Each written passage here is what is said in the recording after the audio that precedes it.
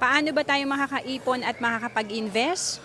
Meron tayong 7 tips dito sa libro na to. Una is increase cash flow. Importante, meron tayong other source of income kung kulang ang kinikita natin.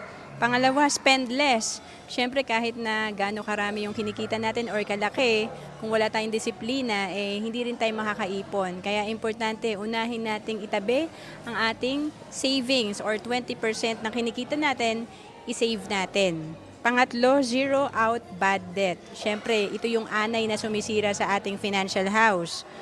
Pang-apat, understand how money works. Kailangan marunong tayong mag-invest. Pang-lima, define your financial goals. Kailangan alam natin yung reason bakit tayo nag-iipon para magawa natin to ng tuloy-tuloy. And pang-anim, have proper protection. Siyempre, kung breadwinner ka na kagaya ko, importante yung meron tayong life insurance or tinatawag na income replacement. At pang-pito, build up